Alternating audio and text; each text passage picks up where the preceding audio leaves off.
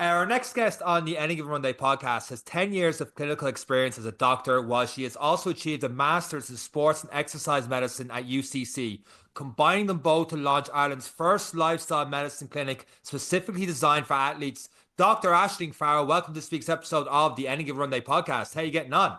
I am great. Thank you so much for having me on, guys. I'm delighted to be here today. I'm delighted you're here because I've had problems with Sean for years. How much would it cost for a consult for him? Now, it's going to take a lot of your time. It's going to take a lot of your energy.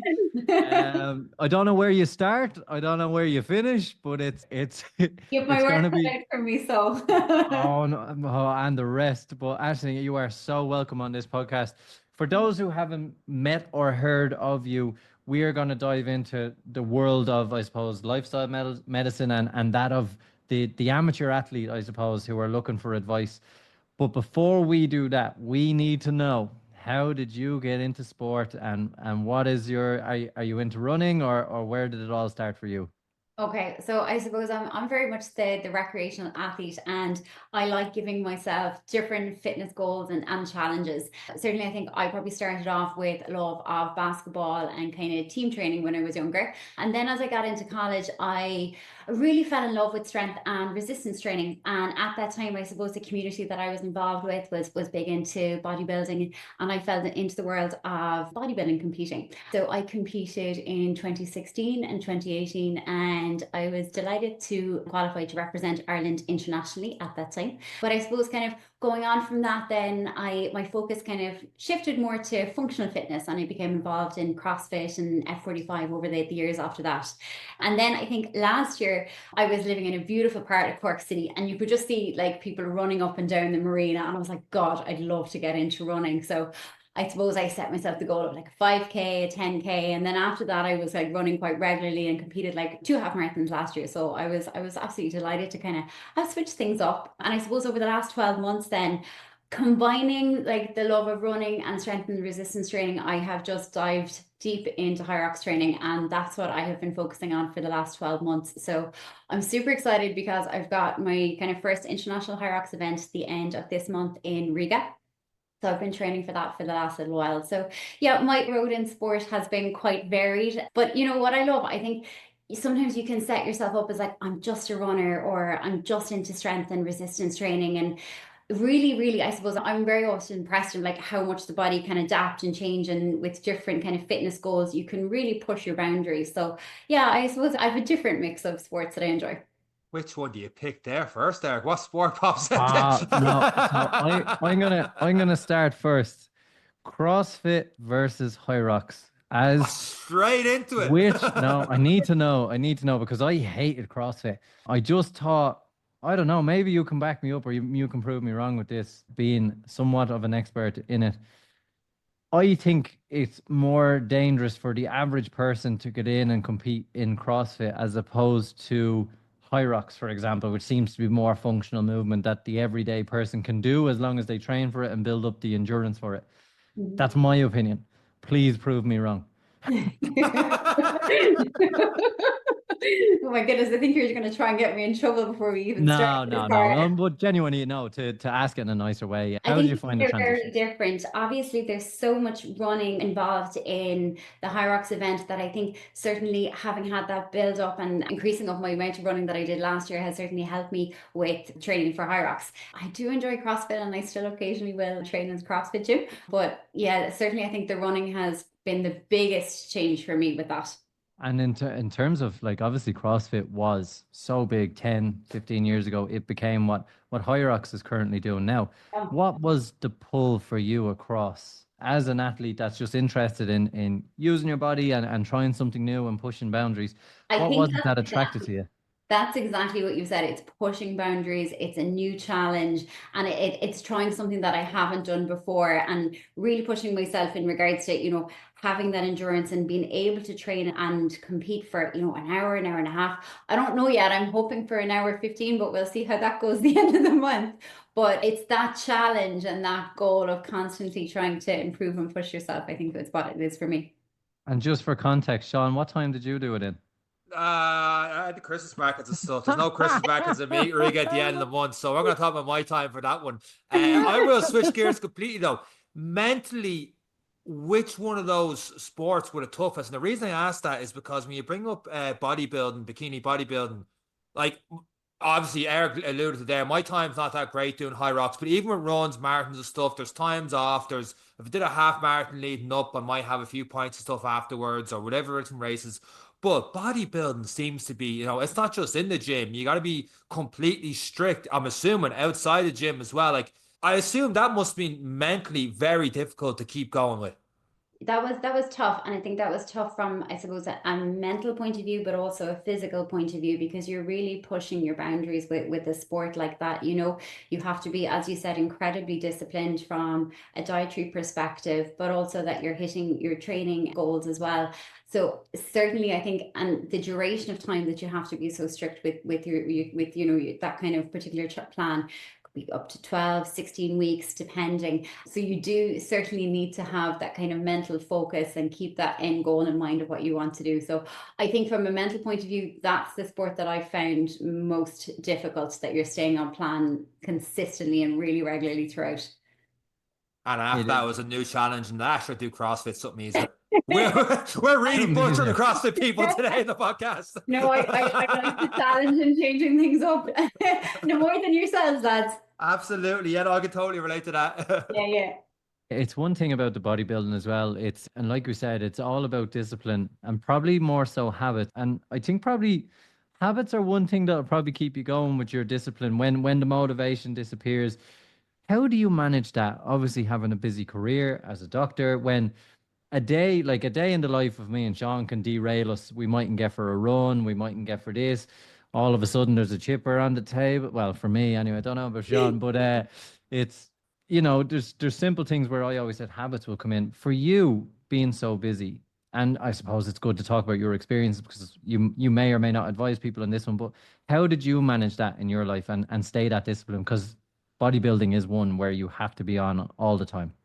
Sure, you certainly have to have a level of discipline, but I think, if you're competing in any sport at kind of a high level like that, you do have to have your discipline with that. For me, it was about creating routines and creating structures and smarter, I suppose, programming, smarter recovery strategies that I was able to kind of keep up with the demands of the sport. So certainly kind of getting in structures and programs in place for me was what helped for sure.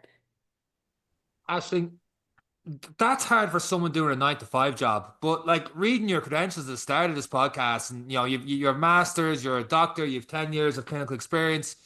How are you combining all this with like and having those goals outside the gym and life in general? Like, how hard is that balance of everything? Well, I think like that's certainly one of the reasons why I created my clinic, because that is an issue. You're balancing a really busy, demanding career, oftentimes social commitments, commitments with your family, but then also the demands of your training and making sure that your recovery is on point and your nutrition is on point. And that is certainly, trying to manage that balance is really, really tough. And it takes a lot of kind of structure and I suppose planning in place to get that there. But I certainly found that was one of the biggest challenges that I faced over the years, trying to manage that. And it's one of the reasons that I suppose I developed the clinic, to be able to help other people that are struggling with similar kind of problems to that. So if your name was Lyric Lawless and you were struggling with your habits, and so no, look, I understand a lot of it, but if you were someone who's listening to this, what kind of factors are we thinking about to be like, do you know what? Maybe I should reach out to Ashling, or what kind of elements in our lives are some of the mistakes that people are making that we don't realize we're making them. And it's actually, I suppose, we're working against the grain all the time. We're finding it difficult. So who is your kind of candidate that you meet on a day-to-day as an amateur athlete? And what are the biggest mistakes you see when people are coming through your doors for that first meeting? Well, I don't think like some mistakes would probably be something. I think everyone's trying their best and everyone's trying to work against a really, really busy schedule for the most part. A lot of the people that I would work with in general would be, say, you're busy athletes, people that are working full-time jobs, they're managing their families, they're managing their kiddies as well, but they're also training at a really, really high level. And I'll often see that they'll struggle with different things. For example, time management was one of the big aspects in it, and trying to fit everything in. And certainly I'll find people and helping them out, getting to those routines and kind of getting those kind of structures in place that I spoke about earlier, so that it kind of falls into their routine and part of normal for them. One of the things that I will see is people that can often come in, and overtraining can be an issue, certainly for some athletes when they're coming in. Do you know what I mean? They're trying to maximize every single minute of their available time so that they're training and pushing themselves really, really hard, because they're trying to make up for, they mightn't be able to get one session in. And certainly that can lead to things like physical exhaustion and mental exhaustion and an inability to recover in between sessions. So overtraining is certainly an area that I'd see. I suppose going on from that, lack of recovery, or perhaps skipping out on recovery, can certainly be an issue for people that, instead of saying, okay, I'm going to aim and get my 7 hours sleep at night, I'm like, no, I'm setting my alarm o'clock in the morning, I'm getting my training in before I bring the kids to school, or I'm going to train late at night because I've got so much work meetings and things like that going on, that people are really pushing their bodies so hard without giving them enough time, to repair and restore and recover effectively. I think another area that I'd see would be nutrition with people. Do you know what I mean? People are kind of rushing to eat, they're running out the door, they're grabbing a roll, they're just kind of making choices out what's convenient, I suppose, in order to try and save time. And oftentimes it means that they're not getting the, I suppose, sufficient amount of calories in, or maybe the appropriate macronutrient breakdown or supplements. So strategic meal planning and getting those kind of structures in place is something that I will help my patients with quite a lot, and trying to optimize things like their meal planning, like their sleep, and different recovery strategies, to making sure that they're getting the most out of their training, because these people are training so hard that I work with, no more than yourselves. You're putting a huge amount of effort and time to kind of reach your maximum performance. So it's just trying to help those people find that balance and put structures in place.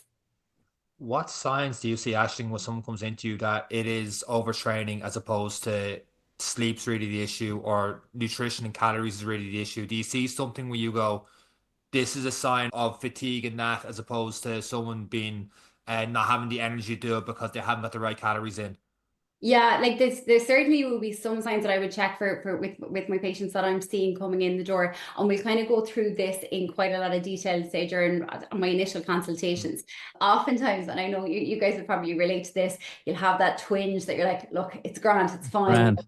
It doesn't hurt when I run, so it's not a problem. You say it again?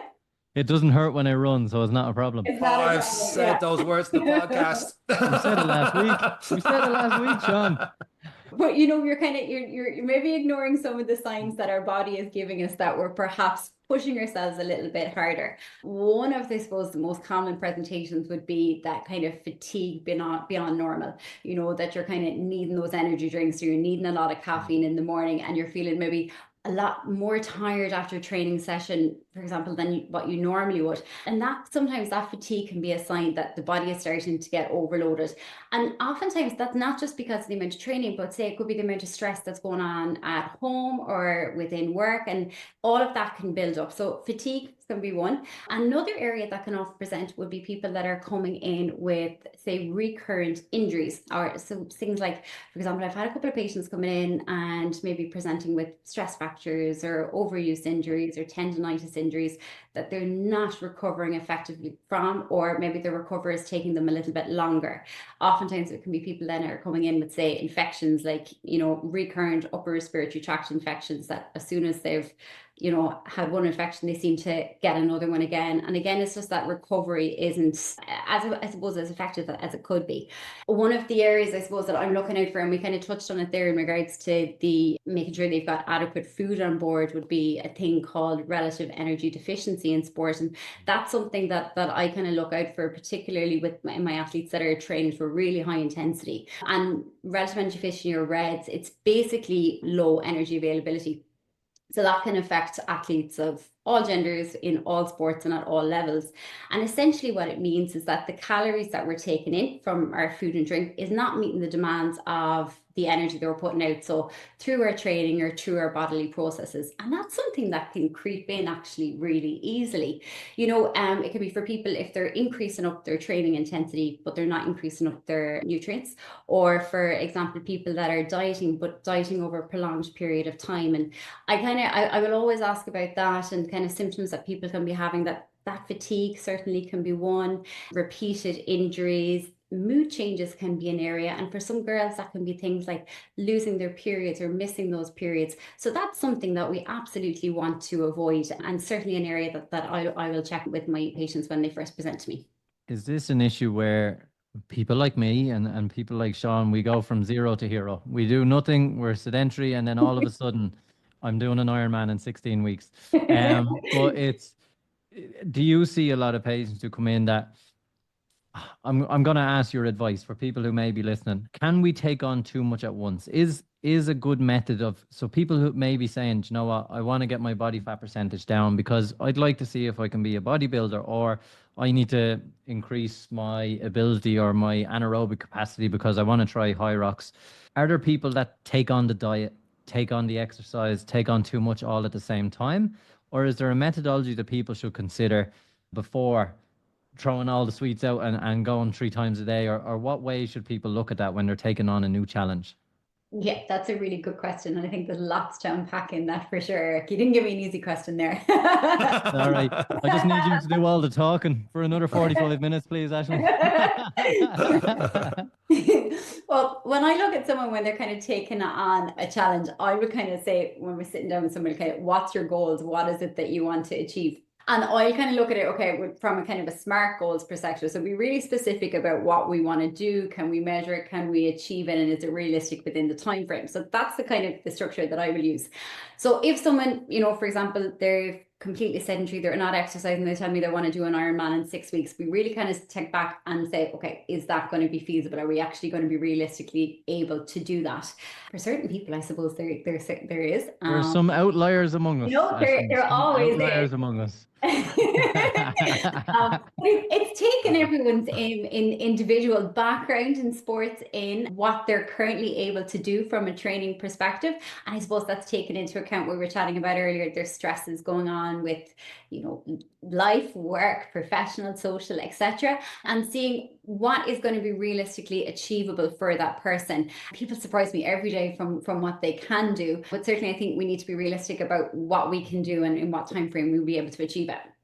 We've talked about sleep as well. When I find I'm in a good training rhythm or a good battle rhythm or whatever you want to call it, I find I get the best sleep I have. And I find training really affects my sleep in a positive, because I'm feeling tired at around a natural time of 10.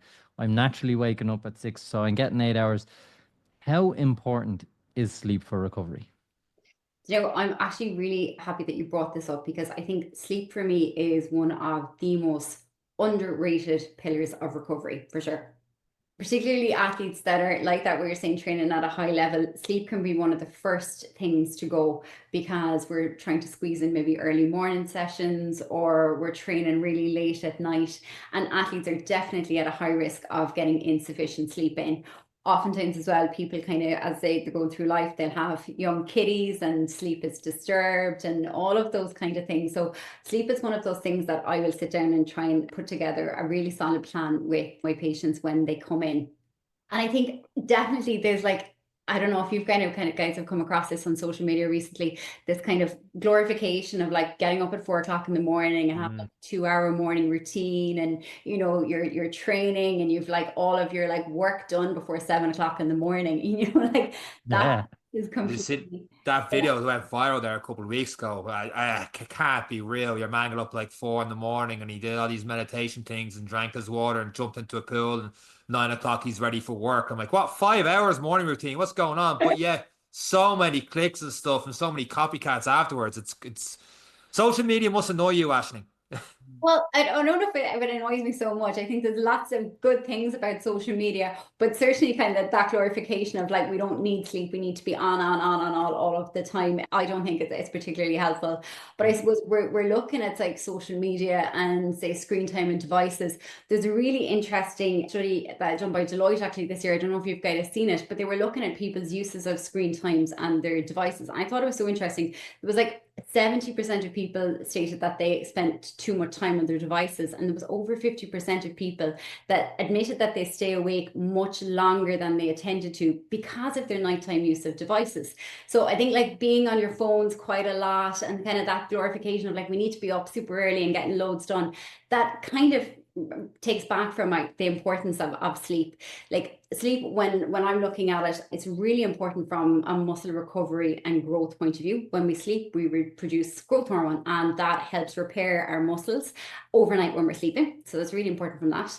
It helps with our cognitive function and decision making. So I suppose when we sleep, that's when we consolidate all our memories. So if you're out training and you're learning a new tactic or you're learning a new skill, it's during your sleep at nighttime that memory is really consolidated and formulated. So that helps you perform better the next day.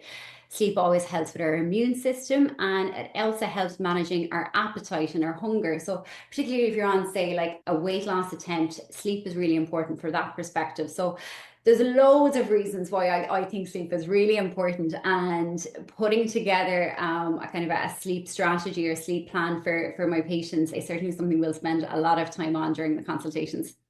Aisling, with sleep, is longer better? So it depends. So generally, I will say about 7 to 9 hours is what we should be aiming for. Where sometimes, though, do you know, like if you're coming up to a really high intensity period of training or competition, you could benefit from maybe even a little bit more.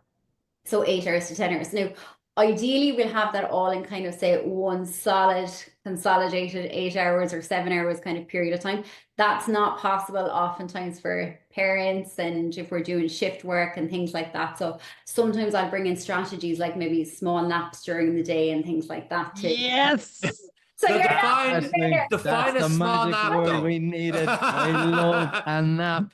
He So hears nap and he science- takes 2 hours after a big lunch. So how long is a nap before he gets too happy over there? A nap for me would be anything from about maybe 15 to 20 minutes.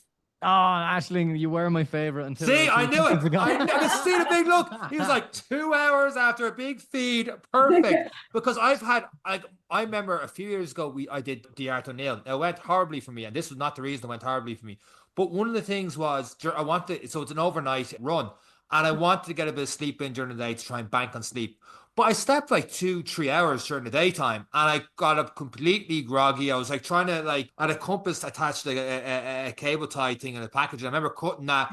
I nearly sliced my finger off. Next half an hour I was holding that. I just wasn't awake. I remember I got there to sign up, and I lost my head torch or something like that as well. I just wasn't with it completely, because anytime I'm struggling and I oversleep for like an hour or two on the couch, I wake up 10 times worse trying to do my day-to-day things, lose my keys and all sorts of things. So there's too much sleep for me. Whereas that's Eric's dreamland. He's very happy trained. there. You just haven't trained. There's the trained and there's the untrained, Sean. The untrained. But over 20 minutes, obviously, knowing what I know about sleep, you have REM sleep, you have deep sleep. Obviously, going over that 20 minutes, we're moving towards that deep cycle, which is causing that grogginess. Is that why we're saying 15 to 20-minute power nap is enough to get you going? Yeah, and also I suppose you don't want to disrupt your circadian rhythm or your own natural body clock. So that's the kind of the time that we feel sleepy and the time that we wake up. So we don't want to impact that so much. And also, I suppose, impacting our ability to fall asleep later on in the evening time as well. I've done it both way. I never have a problem going to sleep. The problem is getting out of bed. I am not a morning gym person. Like, I'll go to bed at 10 and be like, right, up at 6, 8 hours sleep. I'll still snooze till 8 and go, sure, I got the 8 hours. We'll still squeeze it in the training session somewhere. That is how I take it on. I want to touch on something that anyone who's listening who's done a marathon, half marathon maybe, but definitely a marathon, where they've done a 16-week training block and they complete their marathon. It's happened to me numerous times, even after Barcelona was our recent one, the fall off the cliff. And I say it because, one, mentally, I can't, I don't even want to look at my shoes. I put them on. I just feel tired all the time. I am so hungry every minute of the day. And this goes on for maybe 2 weeks, maybe 3 weeks, until I start to just come back to life again. Is that what we're looking at in terms of fatigue, and how can people best manage that? Because we have people on this podcast that we're doing marathons every week, whereas I'm like, I can't, I'm really not myself for about 3 weeks after something like that. How do you manage that element of the post-marathon? I think there's a couple of areas in that for sure. Certainly in the mental build up, you know, you're building up towards this goal for weeks, months ahead, that you have this date in your head that is all coming in, and then it happens, and exactly that, you're kind of like a little bit lost as you're like, well, what do I do now? You know, do I sign up for another marathon? Do I do it again? What do I do? And certainly you can feel a little bit lost after that. So having kind of a post-marathon plan in place, and maybe it's going to be, well, you know, for the next couple of weeks, I'm really going to focus on my mobility, or I'm going to focus on another area, that you have that goal. I think I found that particularly after I competed some of the bodybuilding competitions, for me, for sure, that you have this date in your head you've been working towards, and then what do you do afterwards? So having that plan in place from a mental health point of view is really important, that you have a plan and a structure coming out of a big goal like that, number one. Number two, then I suppose it's the physical strain that you're putting under your body when you're doing a high endurance event like that. And that's why it's really important that we have good recovery strategies in place leading up to the event. So that's things like, as we spoke about earlier, our sleep, having our nutrition in point, and that we're managing the other stresses in our life. So, you know, like our work stressors and et cetera, et cetera. We've good stress management techniques in place, so that when we kind of are that training and that intensity is building up to coming up towards the fitness goal, that we are still maintaining our recovery, and that we're, I suppose, you know, not pushing ourselves too far. Obviously, when we're doing big events like that, we are really pushing our boundaries, but we don't want to kind of extend that so much that we're getting sick afterwards and it's taking us weeks and months to recover afterwards. Touching on the mental side of things there, Ashley, when you one of your posts you talked about resiliency, and you said sport is emotional and that negative thoughts are performance limiters. How much does the mental game come into this? Because I know afterwards, mentally, when Eric's talking about that, I'm more so from the mental side of just like, it's just a big downer, especially after Barcelona. The big build we have in Marathon was just like, but then building up to that, I sometimes when I go to marathons, and this is a long-winded question, I be even Eric's like, oh, you've 3:30, you've done your training. I'm like, I don't think I have. I don't think it's there. And then the day I had to just blank that out. And it was one of those days where I did, but we've talked many times in the podcast when it comes to 5K, I'm like, I'm gonna die, I'm gonna die, I'm gonna die. 3K in, there's a bush, jump in, done. I don't actually do that, but I really do want it. But mentally, I'm dead. I'm done. Yeah, the mental side of things is hugely important, isn't it? For, I think, whatever sport or whatever goal it is that you have in mind, the mental side of things is massively important. And having kind of a couple of different strategies in place is crucial, I think, to optimizing your performance. But also, as you said, afterwards, that you have a plan in place, that you're continuously feeling well. There's a couple of things: resilience for sure, feeling, I suppose, and your own ability to complete whatever goal it is that you've set out to achieve. Things like stress management techniques. Oftentimes I'll use, say, visualization with my patients, or, you know, guided meditations occasionally will help people too from that side of things. One of the things I really like, and you guys might have seen this, I think it was probably last year or so, was a lot of the GAA players, they'll have like positive words and written on their hands or on the wrist or on the back of their arm. So, you know, it might be strong or fast or determined. So kind of when you're in that game and you're in that situation and it's high pressure and it's high stakes, and you see that and you're like, I am strong, I am fast, I am driven, and you would be able to, you know, it's just that little bit of an additional push, I suppose. I've written things on Sean's head some nights, but they're not as positive as them. Actually, when we're talking about the positivity and stuff like that, body positivity is a big issue now. Because we've talked about social media, where you are seeing people saying they're doing certain things, they're probably doing something totally different. When it comes to diet, how important is it to take on the right kind of diet? Where should people be going for information? Obviously, to you is one source of information, but how do we wade our way through what's true, what's not? For example, we're talking about, if I can give you one, intermittent fasting. You can find any amount of information online of how to fast while training. Is it better to train fasted or after carbs or all of this? But I can, in the space of 10 minutes, have contradictory information on absolutely everything. Yeah. How do we wade our way through the fake news as such? And how should people kind of look for the best information? It's really hard, isn't it?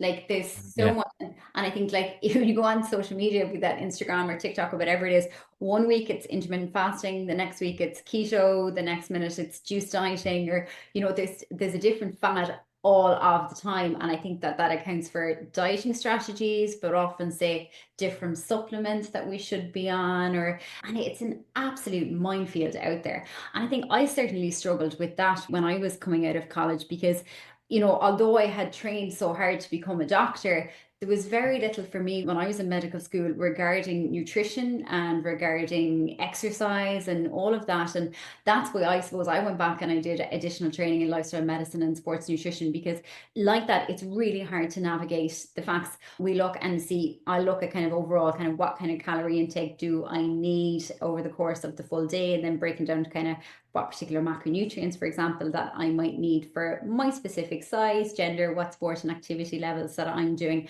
And can I get what I need from whole foods, I suppose, as opposed to going maybe to different supplementations and things like that. I suppose I'm simple. I try and bring it back to basics. What calories do we need to support our training? What macronutrient breakdown do we need from that? And then once we've that fitted in, is there any additional supplementation that I may need after that? So I'll kind of use evidence-based resources for that. Just on that, Aisling, I'm going to use myself an example here in this one. When it comes, obviously, we have macronutrients, protein's a big one for training. And I'm like, the easiest way I consume protein. So one of them you would see in like some supermarkets that have like the protein yogurt kind of proteins where they've got like 20 grams of protein and stuff like that. And I'm a very easy person with my meals. So when I'm in the gym in the mornings, I've got like a half-hour break and I have a bit of granola and I have the protein yogurt in there with that, because I'm like, that's an easy way to get 20 grams. I'm getting some whole food. I'm getting a bit of breakfast. I'm getting a bit of calories in. The counter argument I've seen that lately is, I've seen two arguments to it. One, it's highly processed, the protein stuff, to get that 20 grams. They're saying, I don't know. They're saying a lot of these protein stuff are highly processed. There's no way you shouldn't be having that. You should have Greek yogurt. I don't have the Greek yogurt because I don't want to open up, have some in the tub, I'm in 2-3 days later and it's gone off. The reason I don't have milk in that in the morning, because I know, one, someone's going to drink it on me. Two, if I have any sort of sour milk on it, I'm like, a sour milk, I won't eat for days after that. It's just one of my biggest icks. So I have something that's easy for me to have. There's a word for that that's taught me, Tom. Convenience. Thank you very much, sir. You're all good right. for I've got something. you, Sean. I've got Something you. that's very convenient to get that protein in, to get the calories in. So convenience versus high processed. And that's something I've seen a lot. I've seen a lot of people talk about on social media on different ends. Where do you stand on that scale?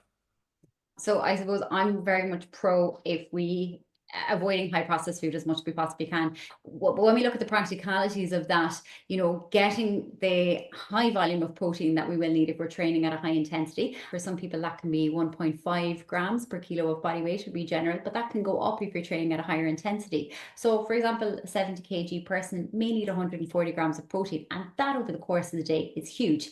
I suppose, first of all, what I'm trying to do is, can we break this down that we're having regular protein, for example, we'll use that protein, for example, we're having regular protein throughout the day so that we're keeping our stores full. And again, then we're looking at how can we fit this in.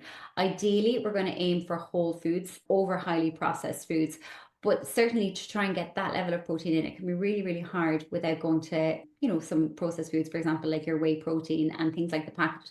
I think a balance is realistic, and we have to be realistic to people's lifestyles and what's affordable and what that they can fit into their dietary plan. So ideally whole foods, and if we need to supplement with maybe some processed foods then after that, but we do our best to kind of aim for whole foods as much as possible. How do you train? Why is train like a woman? Train like a woman. Have you ever trained with you, Sean? If I say that, see, I knew he'd go with that. But if I say something like that out loud, train like a woman, I'm probably going to get a slap off a woman. But what does that mean for when you have that in your social? I'm taking that your quote, by the way, to lead into your talk. I'm not. That's not a.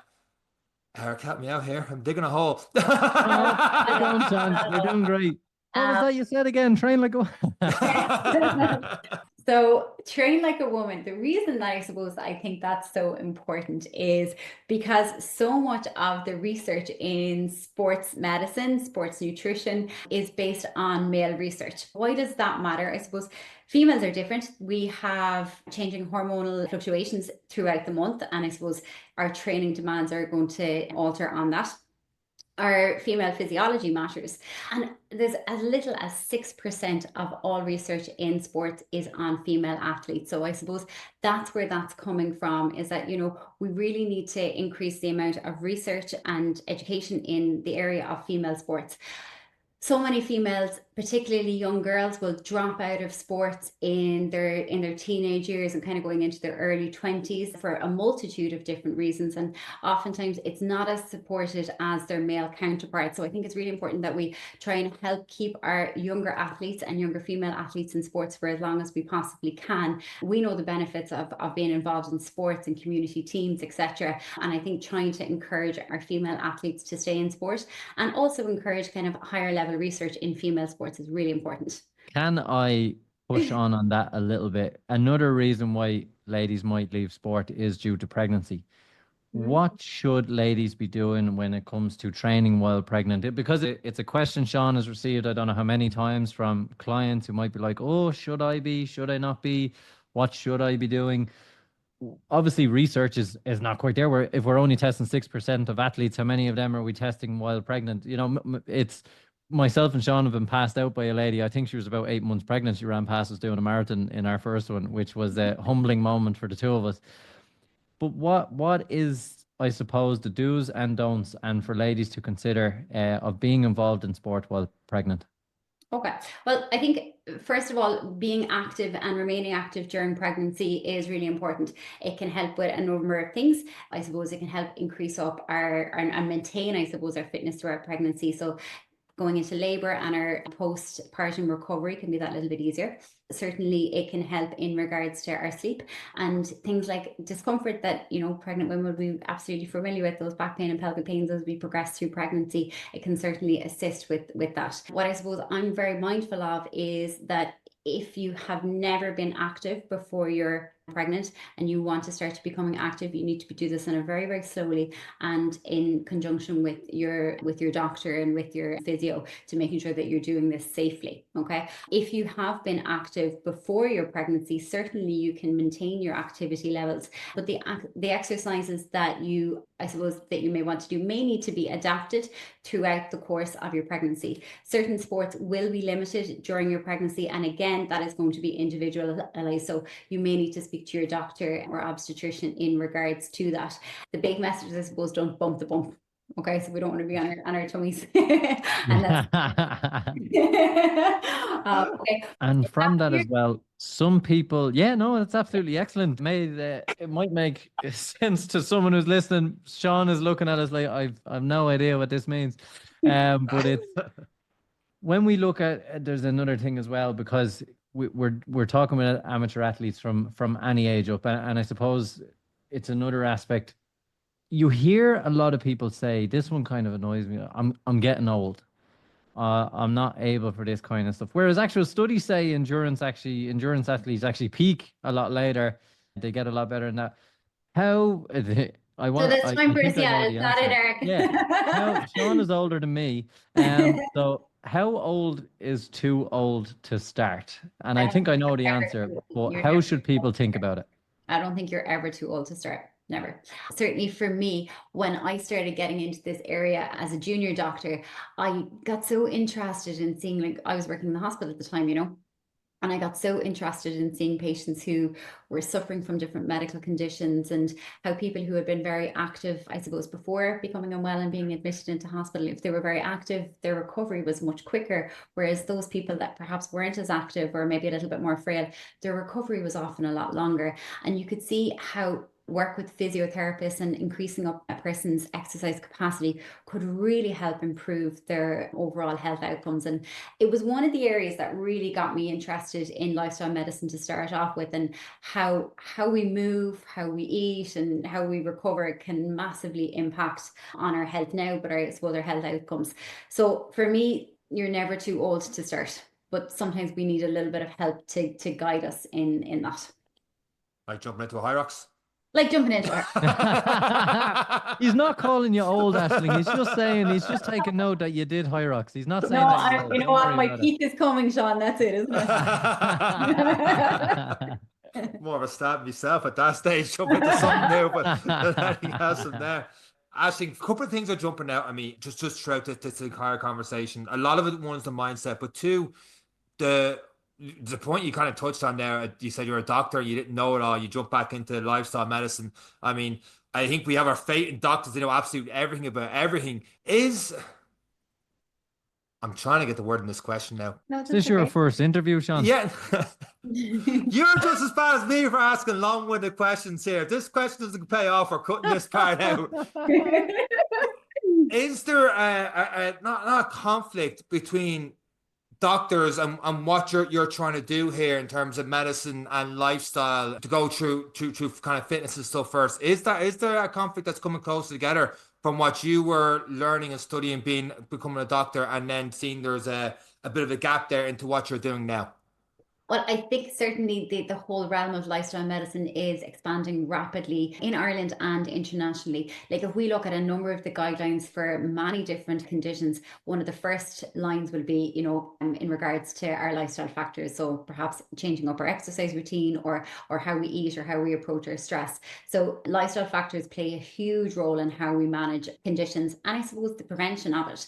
What my goal is, as I suppose, is to trying to bridge that gap between medicine and the unique needs of, say, high performing athletes.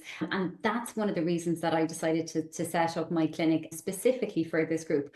I think when I was looking at this initially, there's an awful lot out there for people who are starting off that have never exercised before, couch to 5Ks. We're all kind of well aware of that. And there's also an awful lot of supports available for the very elite or professional athletes. But it's for that group in the middle who are training at a really, really high intensity, but they're also doing school runs and they're also working full-time jobs. That's where I suppose I find it there's a gap there, and to try and provide evidence-based guidelines for those individuals, I suppose what my goal is, and to try and help bridge that gap a little bit. Alcohol and sport. How we know because we've done it, the impact it has on sleep, the impact it has on training, but we still do it. Actually, what are the effects and what should people think when it is coming up to somebody's wedding or another event in their lives and their training goals?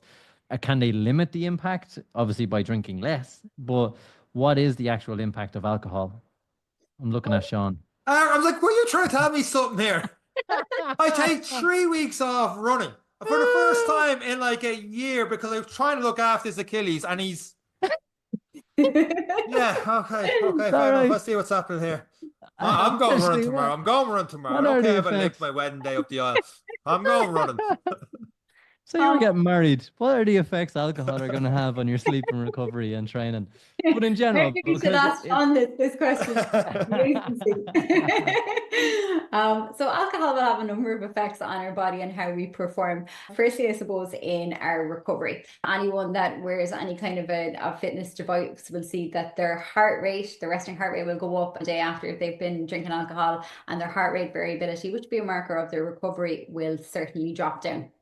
Strength can be reduced down the day after we've been drinking. We may not repair our muscles and have that kind of growth as we normally would after an episode of drinking. Another couple of things that can happen, I suppose, certainly as you've mentioned, it can disrupt our sleep and it can disrupt our deep sleep. So those things that we talked about early on in regards to like our memory consolidation and our ability to repair effectively are impacted by alcohol. I suppose the other things we think about is it can lead to things like dehydration and cause subsequent muscle cramping, etc. So when we think of alcohol, it's not that we say, it's being mindful of when we're drinking alcohol, what's going on around it, and I suppose being sensible with our choices.